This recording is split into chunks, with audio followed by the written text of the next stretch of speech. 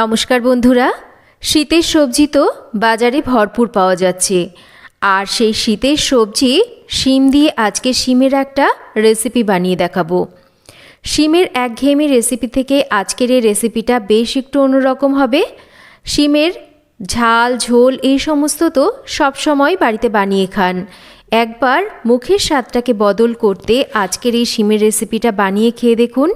গরম ধোয়া ওঠা ভাতের সাথে শিমের এই রেসিপি খেলে কিন্তু মুখের স্বাদটাও বেশ বদলাবে। প্রায় নামমাত্র মশলায় তৈরি এই শিমের রেসিপি খেতে কিন্তু অসম্ভব সুস্বাদু হয়।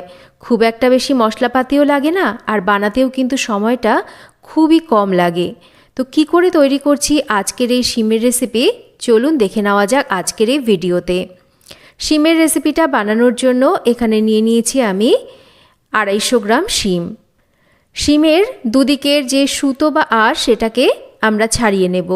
এখন যেহেতু একদম কচি শিম, তাই প্রত্যেকটা শিমের কিন্তু সুতো বা আঁশটা ঠিকঠাক ছাড়ানো যায় না। তাই যতটা সম্ভব ছাড়ানো যায় সেগুলোকে কিন্তু ভালো করে ছাড়িয়ে নিতে হবে। আর শিমগুলোকে আমি ঠিক এই রকম টুকরো করে কেটে নিচ্ছি। আর শিমের এই আঁশ বা সুতোটাকে কিন্তু আবারও বলছি ভালো করে ফেলে দিতে হবে। শিমগুলোকে কেটে নিয়েছি। এবার কড়াইতে নিয়ে নিচ্ছি 1 কাপ জল। জলটা গরম হয়ে আসা অবধি অপেক্ষা করব। জল গরম হয়ে গেলে এবার ভালো করে ধুয়ে নেওয়া শিমগুলোকে দিয়ে দিচ্ছি। হাফ চামচ লবণ দিয়ে দিচ্ছি। এবার এই শিমটাকে আমরা একটু হালকা করে ভাপিয়ে নেব। পুরোপুরি সেদ্ধ করব না, হালকা করে শিমটাকে 3 থেকে 4 মিনিট ভাপিয়ে নিচ্ছি, যাতে করে শিমের কাঁচা ভাবটাও চলে যায় আর শিমের কাঁচা গন্ধটাও চলে যায়। 3-4 মিনিট ভাপিয়ে নিয়েছি। শিমটা মোটামুটি 60% মতন সেদ্ধ হয়ে গেছে। পুরোপুরি কিন্তু সেদ্ধ করিনি, দেখতেই পাচ্ছেন। একটু চেক করে দেখিয়ে দিচ্ছি। এই রকম থাকা অবস্থায় শিমগুলোকে আমরা ভালো করে গরম জল থেকে ঝরিয়ে তুলে নেব। পুরোপুরি কিন্তু শিম সেদ্ধ করবেন না, আবারও বলছি শিমটাকে এই রকম হালকা করে ভাপিয়ে নেবেন, কারণ রান্নার সময়ও কিন্তু শিম আরও সেদ্ধ হবে। তাই এখন যদি আমরা পুরোপুরি শিমটাকে সেদ্ধ করে নিই তাহলে রান্না করতে গেলে শিমের স্বাদটাও নষ্ট হয়ে যাবে, শিমটাও ঘাটা ঘাটা হয়ে যাবে। এবার রান্নার জন্য তেল গরম করে নেব। একটা শুকনো লঙ্কা আর একটু কালো সর্ষে ফোড়ন দেব। ফোড়নটা হয়ে গেলে তেলের ওপর দিয়ে দিচ্ছি চিড়ে নেওয়া কাঁচা লঙ্কা। আমি এখানে 3টে কাঁচা লঙ্কা দিচ্ছি, কারণ রেসিপিটা একটু হালকা ঝাল ঝাল হবে। লঙ্কাটাও হালকা ভাজা হয়ে গেলে ভাপিয়ে নেওয়া শিমগুলোকে দিয়ে এবার শিমটাকে কিন্তু আমাদের হালকা করে একটু ভেজে নিতে হবে। আমি গ্যাসের ফ্লেমটাকে লো টু মিডিয়ামে রেখে শিমটাকে হালকা করে 3 থেকে 4 মিনিট মতন সময় ধরে ভেজে নিচ্ছি। এই সময় কিন্তু লবণ দেওয়া যাবে না, কারণ শিম সেদ্ধর সময় মানে ভাপিয়ে নেওয়ার সময় আমরা হালকা করে লবণ দিয়েছিলাম। এই সময় লবণ দেব না, লবণটা পরে দেব। 2-3 মিনিট শিমটাকে হালকা ভেজে নেওয়ার পর দিয়ে দিচ্ছি একটা কেটে নেওয়া টমেটো। টমেটোর টুকরোগুলোকে ঠিক এই রকম মাঝারি টুকরো করে কেটে নিয়েছি। আর টমেটোটাকেও কিন্তু শিমের সাথে আমরা একটু ভেজে নেব। টমেটো শিম মোটামুটি ভেজে নিয়েছি। এর থেকে বেশি ভাজবো না, কারণ টমেটো কিন্তু আমরা একদম গলিয়ে ফেলবো না এই রান্নাতে। একটু গোটা গোটা থাকবে, কিন্তু টমেটোটা নরম হয়ে যাবে। এবার এর মধ্যে আমরা দিয়ে দেব পরিমাণ মতন লবণ। একটু লবণের পরিমাণটা মাথায় রেখে দিতে হবে, কারণ শিম ভাপানোর সময় শিমটা কিন্তু লবণ দিয়ে ভাপিয়ে নিয়েছিলাম। দিয়ে দিচ্ছি পরিমাণ মতন হলুদ, ঝালের জন্য লঙ্কার গুঁড়ো, আর স্বাদটাকে ব্যালেন্স করার জন্য একটু মিষ্টি দিচ্ছি। এবার এই গুঁড়ো মশলাগুলোকে দিয়ে ভালো করে শিমের সাথে আরও মিনিটখানেক একটু নাড়াচাড়া করে নেব।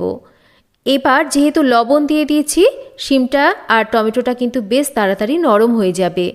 একটু ঢাকা দিয়ে লো ফ্লেমে রেখে রান্না করব। এটা হতে থাক, ততক্ষণ আমরা কড়াইতে তেল গরম করে নেব। আর তেল গরম হয়ে গেলে আমি এখানে বড়ি নিয়ে নিয়েছি, বড়িগুলোকে ভেজে নেব। আমি এখানে বিউলির ডালের বড়ি ব্যবহার করছি, আপনারা চাইলে মটর ডালের বড়িও কিন্তু এখানে অবশ্যই দিতে পারেন। বড়িগুলোকে বেশ লাল করে ভেজে নিয়েছি। এবার বড়িগুলোকে তুলে নিচ্ছি।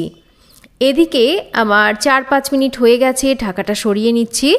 দেখুন শিম টমেটো সমস্তই কিন্তু ঢাকা দিয়ে যেহেতু রান্না করেছি সুন্দরভাবে সেদ্ধ হয়ে গেছে, নরম হয়ে গেছে, কিন্তু কোনোটাই কিন্তু ঘাটা ঘাটা হয়নি। টমেটোগুলো ঠিক এই রকম একটু গোটা গোটা থাকবে, কিন্তু সুন্দরভাবে চাপ দিলে গলে যাবে। এই রকম অবস্থায় আমরা ভেজে নেওয়া বড়িগুলোকে হাতের সাহায্যে এইরকম একটু আধ ভাঙা করে দিয়ে দেব।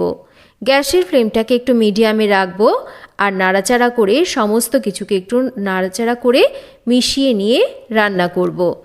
শিম কিন্তু আমাদের একদম রেডি। রান্নাটা কিন্তু একদম জল ছাড়া হবে, এই রকম শুকনো শুকনো হবে আর ঠিক এই রকম হবে। এবার এটাকে নাবিয়ে নিতে পারি। আর ধোয়া ওঠা গরম ভাতের সাথে এই শিমের রেসিপিটা একবার বানিয়ে খেয়ে দেখুন, দেখবেন এই দিয়েই কিন্তু পুরো ভাত খাওয়া হয়ে যাবে।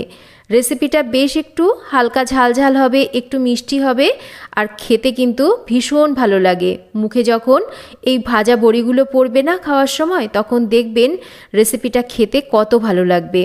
তো কেমন লাগলো আজকের এই শিমের রেসিপি একটা কমেন্ট করে জানাবেন।